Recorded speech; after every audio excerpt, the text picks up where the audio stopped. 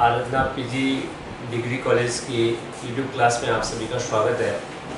आज अपन physical geography के अंतर्गत जो थ्योरी ऑफ आइसोस्टेसी है, संतुलन की संकल्पना, इस टॉपिक का अपन जो पहला पार्ट है उसमें अपन ने देखा था कि जो आइसोस्टेसी है उस सिद्धांत की उत्पत्ति किस प्रकार से हुई है। आज की जो अपनी जो क्लास रहेगी वो इस आइसोस्टेसी थ्योरी के ऊपर जो अलग अलग विद्वानों के जो मत है उसको पढ़ेंगे। उसमें पहला जो मत आएगा वो जॉर्ज एरी का आएगा, उसके बाद में प्राट महोदय का आएगा, उसके बाद एफोर्ड बॉयल महोदय का पढ़ेंगे अपन, उसके बाद जॉली की संकल्पना और अंतिम जो फेस है उसमें आएगा आर्थर होम्स की संकल्पना। तो आज की जो अपनी क्लास रहेगी वो इन अलग अलग जो लोग हैं उन्होंने अपने जो विचार रखे हैं इस संकल्पना के ऊपर उसके विषय में रहेगी। तो अभी फर्स्ट अपन जो क्लास स्टार्ट करेंगे वो जॉर्ज एरी महोदय की जो संकल्पना है उससे करेंगे। तो देखिए, जो एरी महोदय ये कहते हैं कि जो ये पृथ्वी की जो क्रस्ट है वो अधिक घनत्व वाली जो सब स्ट्रेटम परत है या जो अधिस्तर है, यानी अगर अपन आर्थर होम्स की बात करें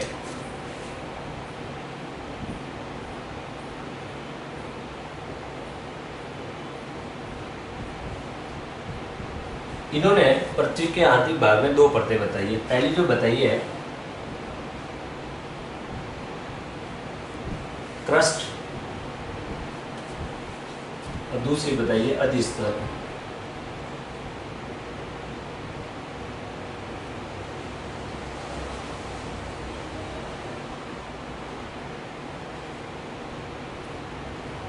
ये जो क्रस्ट बनी हुई है ये संपूर्ण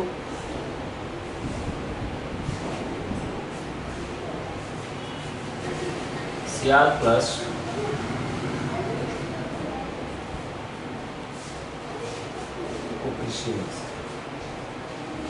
यानी होम्स के अनुसार जो क्रस्ट है वो सियाल परत तथा जो सीमा परत है उसका जो ऊपरी भाग है उससे मिलकर बनी हुई है, जबकि होम्स मानते हैं कि जो अधिस्तर है वो जो बनी हुई है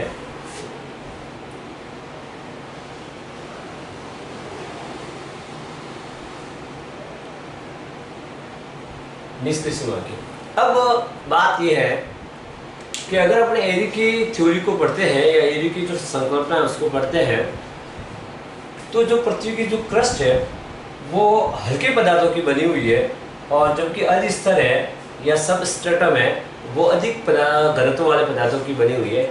इसका मतलब ये हुआ कि जो सियाल रूपी जो परत है, यानी ये जो सियाल रूपी परत है वो सीमा के ऊपर तैर रही है। यानी जो सियाल परत है वो हल्के पदार्थों की बनी हुई है और जो सीमा है वो भारी पदार्थों की बनी हुई है। इसका मतलब है कि जो सियाल रूपी जो परत है वो सीमा के ऊपर तैर रही है। अब अपन आगे इस तरह देखेंगे कि जो एरी महोदय ने अपने जो विचार रखे हैं तो उन्होंने जो हिमालय पर्वत है उसको एक उदाहरण के रूप में दिया है अपने इस थ्योरी को समझाने के लिए। तो इन्होंने बताया कि जो हिमालय है वो जो भारी जो ग्लासी मैग्मा है उसमें वो तैर रहा है। तो अब वो क्यों तैरेगा कि अगर देखिए जो हिमालय पर्वत है वो जो सियाल रूपी जो परत है उससे अगर उसका बना हुआ माना जाए तो जो उसका अगर मान लिया हिमालय का एक पार्ट अगर उसका बाहर की ओर निकला हुआ है तो उसका जो 9 पार्ट होगा या 9 भाग होगा वो अंदर की ओर होगा। और वो किस में होगा, यानी क्रस्ट का अगर एक भाग ऊपर होता है तो क्रस्ट के 9 भाग कहाँ पे रहेंगे, यानी अधिस्तर या सब स्ट्रेटम के अंदर रहेंगे। तभी जो एक भूभाग है वो स्थिर अवस्था के अंदर रह सकता है। तो आगे अपन देखेंगे जिस प्रकार एक जो नाव होती है वो जब तैरती है तो उसका एक भाग ऊपर रहेगा तो उसके 9 पार्ट है वो पानी के अंदर रहते हैं, तभी वो जो नया नाव है वो तैर सकती है। तो अपन ये कहते हैं कि जो हिमालय है वो भी जो हल्के जो पदार्थ है उसका बना हुआ है। तो जो वो एक प्रकार का जो ग्लासी मैग्मा है तो वो उसके अंदर जो तैर रहा है। हिमालय है जो वो अधिक घनत्व वाले जो ग्लासी मैग्मा है उसके अंदर वो तैर रहा है, यानी जो सियाल रूपी जो परत है वो सीमा के ऊपर है वो तैर रही है। अब यहाँ पे अपन देखते हैं जो एक बर्फ का टुकड़ा होता है यानी आइसबर्ग होता है,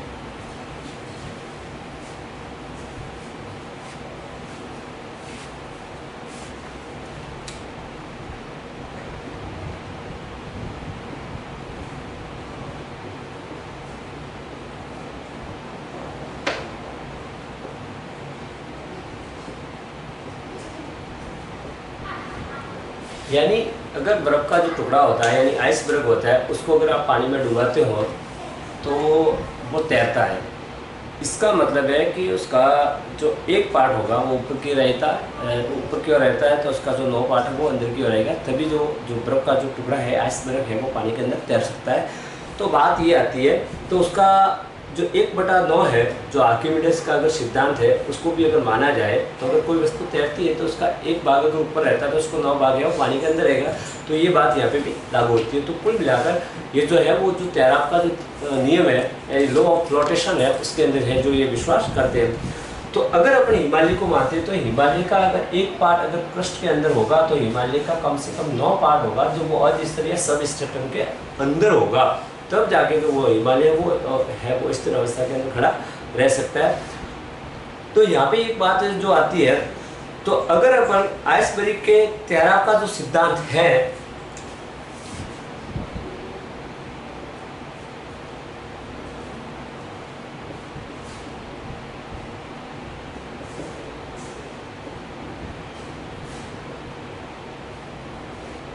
अगर अपन लॉ ऑफ फ्लोटेशन के अंदर अगर विश्वास करते हैं, तो अगर अपन एक जो एरी महोदय ने एक जो हिमालय का उदाहरण के रूप में जो माना है, तो अगर अपन ये मानते हैं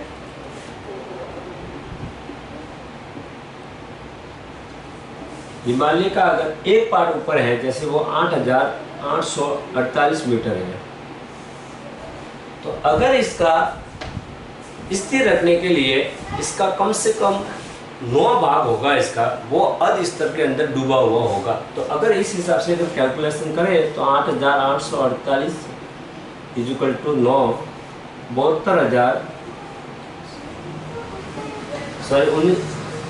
79,632 मीटर वाला जो पार्ट होगा, यानी 8,848 को अगर अपन 9 से मल्टीप्लाई करते हैं क्योंकि उसका 9 भाग अंदर की ओर होगा, तो ये जो कम से कम उसका 80,632 मीटर वाला जो भाग होगा वो किसके अंदर होगा, अध स्तर के अंदर डूबा हुआ होगा, तब जाके एक जो पार्ट है वो स्थिर अवस्था में खड़ा रह सकता है। तो अब अपन कहेंगे कि अगर एक जो भाग है वो ऊपर है तो उसका 9 भाग अंदर की रहेगा। ये जो अपन लॉ ऑफ फ्लोटेशन को अगर मानते हैं तो जो एरी है वो इस जो नियम है इसके अंदर ये विश्वास है वो करते हैं। तो उन्होंने इस एरी ने फिर इस मत का जो प्रतिपादन किया है कि जो भाग अधिक ऊंचा होगा, यानी जो भाग जितना ऊंचा होगा उसका जो घनत्व है वो कम होगा, और जो भूभाग जितना कम गहरा होता है उसका घनत्व उतना ही अधिक होगा। अगर मान लिया कि हिमालय इतना ऊंचा है तो कम से कम ये अपन इतना कह सकते हैं कि ये हल्के जो घनत्व वाले जो पदार्थ है उसका बना हुआ होगा, और जो भाग जितना कम गहरा होगा वो उतना ही भारी घनत्व वाले जो पदार्थ है उससे मिलकर बना हुआ होता है। तो अगर ये इतना गहरा है तो उसका अधिकांश पार्ट होगा वो अध स्तर के अंदर होगा, ऐसा अपन मानते हैं।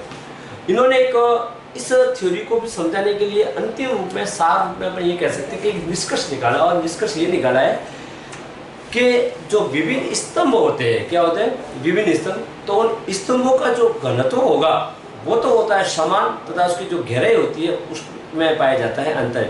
यानी यदि इस मत में विश्वास करते हैं कि अलग अलग अगर स्तंभ है तो उस स्तंभों का तो घनत्व होगा बराबर, तथा उसकी जो गहराई होती है उसके अंदर अंतर पाया जाता है। लेकिन एक सीमा के बाद, एक तल के बाद जितने भी पदार्थ है वो उसके ऊपर उसका संतुलन हो जाएगा, यानी जिसको अपन लेवल ऑफ कंपनसेशन या संतुलन तल या संतुलन रेखा बोलते हैं। तो कहने का मतलब जो बात आती है कि जो घनत्व है वो उस रेखा के ऊपर तो उसमें बदलाव होगा, उसके बाद एक ऐसा तल होता है जिसके सारे जो घनत्व है वो क्या हो जाता है, बराबर हो जाता है। तो एरी जो इसको मानते हैं, तो उसका जो सारा रूप में अपन कह सकते हैं एरी के हिसाब से विभिन्न स्तंभों का घनत्व बराबर होता है तथा उसकी गहराई में वो अंतर पाया जाता है। तो इन्होंने अपना एक प्रयोग भी किया है, एक एक्सपेरिमेंट भी किया है। तो उन्होंने एक जो बीकर था उसके अंदर पानी भरा, और पानी के अंदर जो लकड़ी है उस लकड़ी के समान घनत्व वाले टुकड़े लिए, यानी जो घनत्व है वो जितने भी जो लकड़ी के टुकड़े थे उनका जो घनत्व था वो तो क्या था, बराबर था।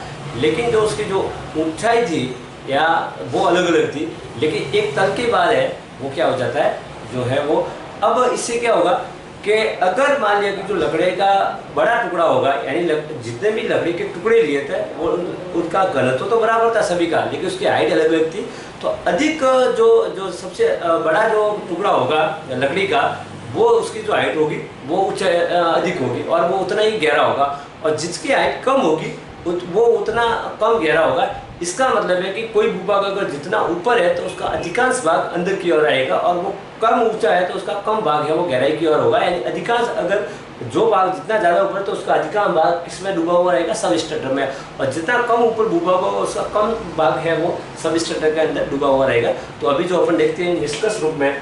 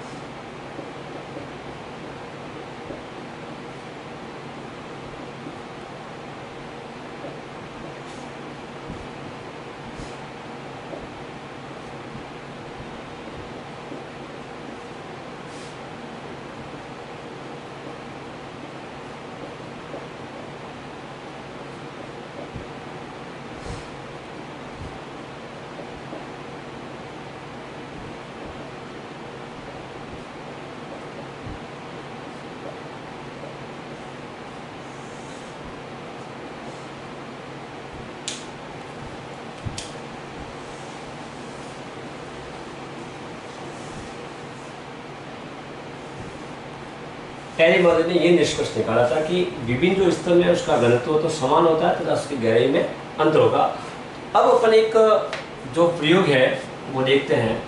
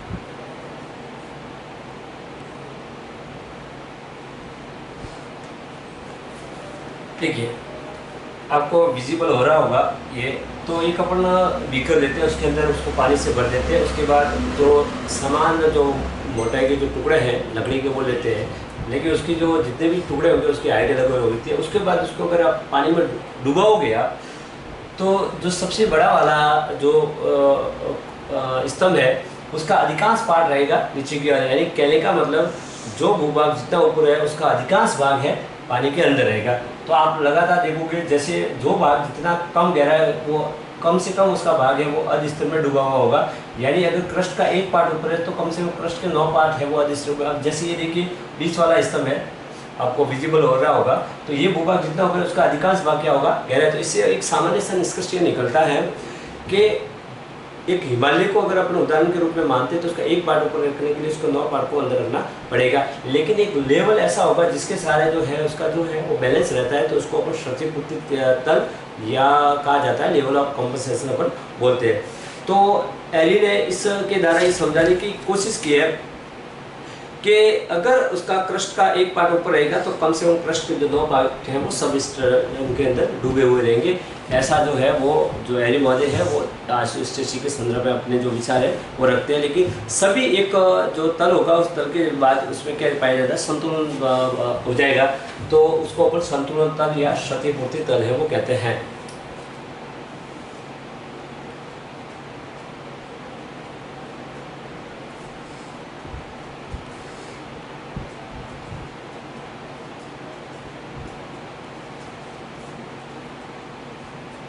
यानी इस तल पे जाने के बाद जो भूभाग होगा उसके अंदर संतुलन होगा, इसलिए उसको संतुलन तल या क्षतिपूर्ति तल कहा जाता है, यानी लेवल ऑफ कंपनसेशन होगा। ये जो विचार थे वो संतुलन की जो संकल्पना है उसके विषय में एरी मौर्य के विचार थे। अब अपन अगले जो है उसमें प्राट मौर्य के विचार थे। प्राट मौर्य के विचार है वो एरी के विचार से बिल्कुल विपरीत जो है वो नजर आते हैं देखने के बाद। तो अभी जो है वो अपन प्राट मौर्य को पढ़ेंगे।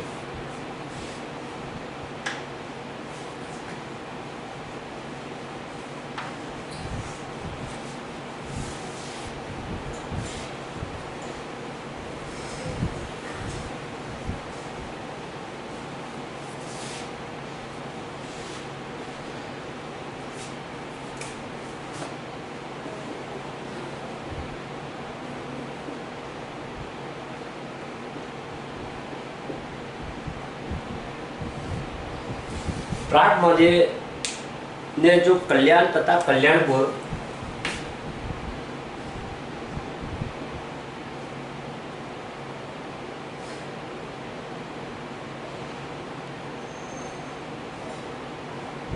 ये दो जगह हिमालय क्षेत्र में स्थित थी, तो इन दोनों के का जो सर्वेक्षण हो रहा था तो दो विधि से हो रहा था, त्रिभुजीकरण विधि और खगोलीय जो विधि है उस विधि से। तो इन दोनों में जो अंतर आ रहा था 5.26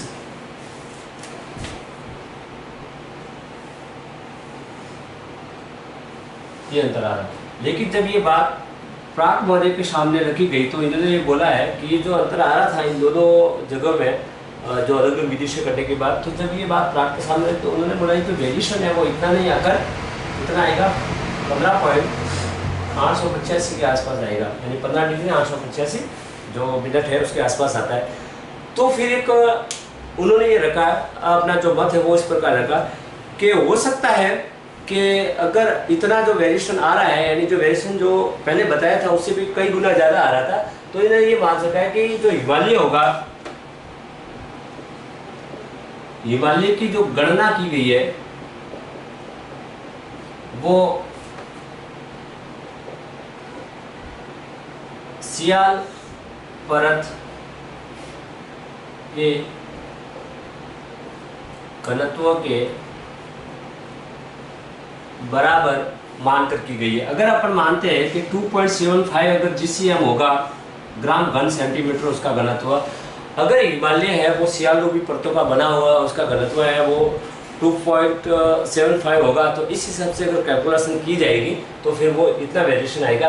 अब फिर अब इन्होंने ये बात आगे रखी है कि अगर इस आधार पर अगर कैलकुलेशन की जाएगी तो निश्चित रूप से जो है वो 15.885 के आसपास ही वेरिएशन आएगा।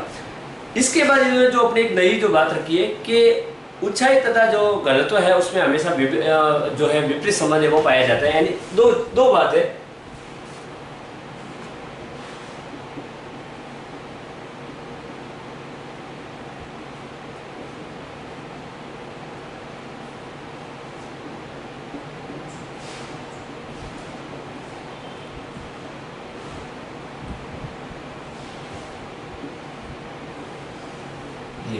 यानी हाइट और जो डेंसिटी होता है उसके अंदर है जो वो है विपरीत संबंध है वो पाया जाता है। कैसे?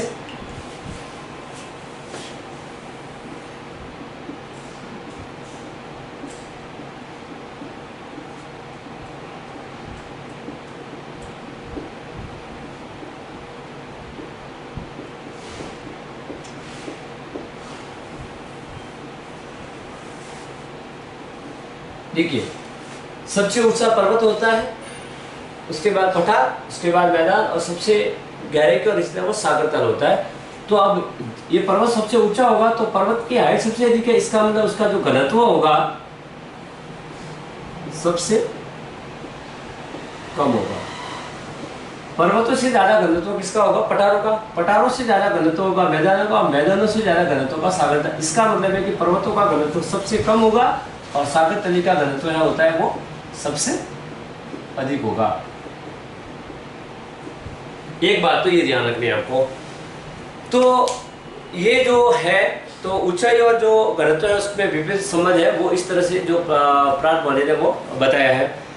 अब इन्होंने आगे एक जो बात रखी थी, जैसे हैरी ने बताया था कि जो विभिन्न स्तंभ है उसका घनत्व बराबर होता है तथा उसकी जो गहराई है उसके अंदर अंतर पाया जाता है। ये जो कहते हैं कि जो विभिन्न स्तंभ है उनका जो घनत्व तो अलग अलग होता है तथा उसकी जो गहराई होती है वो बराबर होती है। यानी जो बात हैरी ने ये रखी थी कि विभिन्न स्तंभों का घनत्व बराबर है, गहराई में अंतर है, ये बात है कि विभिन्न स्तंभों का घनत्व तो अलग अलग होगा लेकिन उसकी जो गहराई होती है वो बराबर होती है। अब वो कैसे, देखिए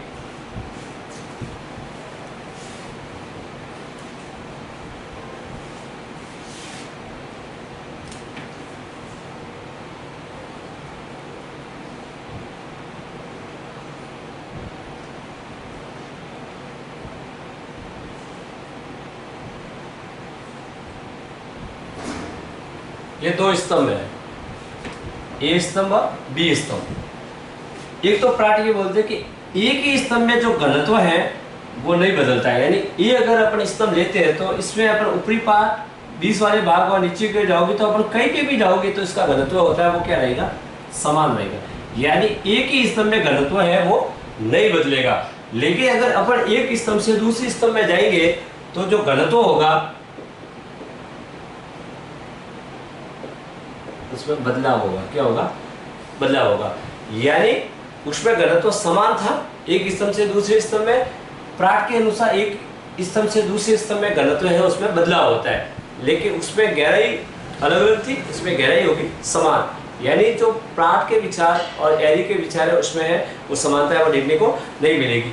अब देखिए एक ऐसा तल होता है जिसके सारे हैं, अब इसके इस तल के ऊपर ऊपर तो जो घनत्व है उसके अंदर बदलाव आएगा। प्राट ऐसा कहते हैं कि जैसे ए जो स्तंभ है और बी स्तंभ है, उस ए स्तंभ से बी स्तंभ में घनत्व अलग अलग होगा, लेकिन एक ऐसा तल होता है जिसके ऊपर ऊपर जो घनत्व है वो अलग होगा, लेकिन उस तल पे जाने के बाद उसका जो घनत्व है वो क्या हो जाएगा? बराबर होगा। और ऐसे तल को प्राट महोदय ने क्षतिपूर्ति तल माना है। क्या माना है? क्षतिपूर्ति तल।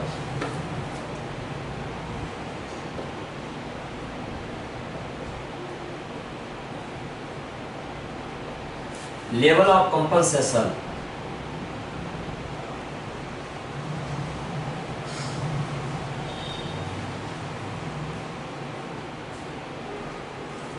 ये जो तल होगा उसको इन्होंने क्या माना है कि वो लेवल ऑफ कंपनसेशन होगा, यानी क्षतिपूर्ति तल होगा। इस तल के ऊपर ऊपर घनत्व बदलेगा, इस तल के पे जाने के बाद जो घनत्व है वो क्या हो जाता है? बराबर हो जाएगा, तो इसको अपन क्षतिपूर्ति तल बोलते हैं। अब देखिए जो अब ये दो स्तंभ है अपने पास, ए स्तंभ और बी स्तंभ। तो अगर मैं आपको ये पूछूं कि ए स्तंभ का घनत्व ज्यादा होगा या बी स्तंभ का, तो अगर आप देखने से पता चल जाएगा कि अभी ये बोल रहा है कि जो स्तंभ ज्यादा ऊंचा होगा उसका घनत्व कम होगा। इसका मतलब है कि ए स्तंभ होगा इसका घनत्व क्या होगा? कम होगा। और जबकि ये जो बी स्तंभ है उसकी हाइट कम है, इसका मतलब है कि जो बी स्तंभ है इसका घनत्व होगा अधिक होगा। ऐसा क्यों हो रहा है? क्योंकि हाइट की वजह से तो ऊंचाई और जो घनत्व उसमें विपरीत संबंध है। तो ए है इसकी हाइट ज्यादा है इसलिए घनत्व कम होगा, बी है इसकी हाइट कम है इसलिए इसका घनत्व है वो अधिक होगा। फिर इन्होंने और ये जो घनत्व भी बदलेगा वो लिथोस्फीयर में ही बदलेगा।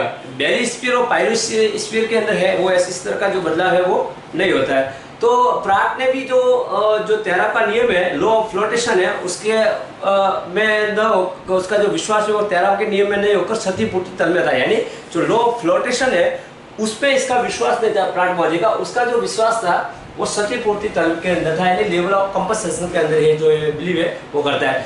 इन्होंने अपना जो प्रयोग है वो एक बीकर लिया था, उस बीकर के अंदर इन्होंने जो पारा है उसको भरा था, उसमें अलग अलग धातु के 8 टुकड़े लिए थे, अलग अलग धातु के 8 टुकड़े लिए थे जिनका घनत्व क्या होगा अलग अलग। और फिर उनका जो पारे से भरा हुआ बीकर था उसके अंदर जो डुबाया है, तो उसमें एक जो अलग प्रकार का जो दृश्य है उनके सामने है, तो उसको अभी अपन प्रयोग के द्वारा सिद्ध करेंगे।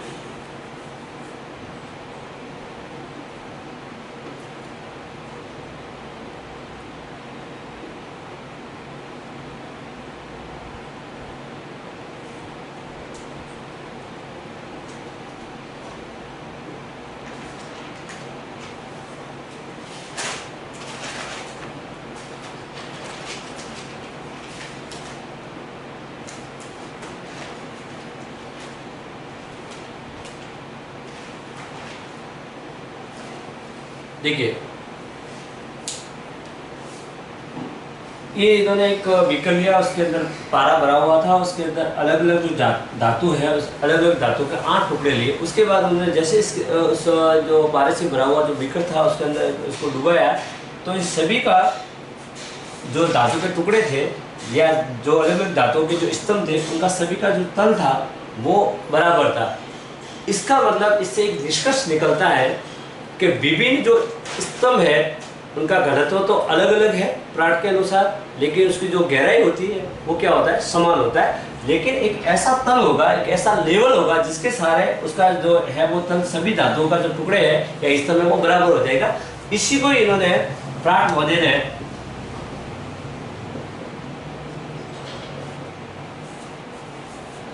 क्षतिपूर्ति तल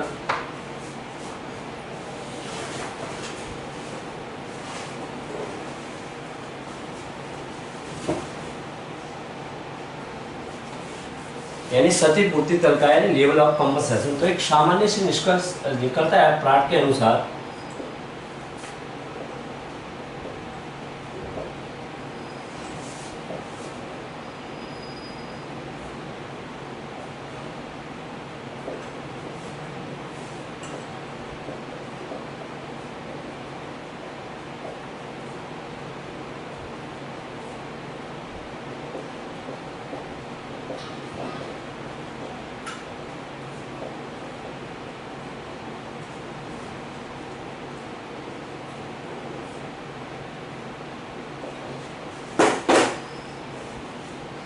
यानी विभिन्न स्तंभ है उनका घनत्व तो अलग अलग होता है तथा उसकी गहराई होती है बराबर होती है।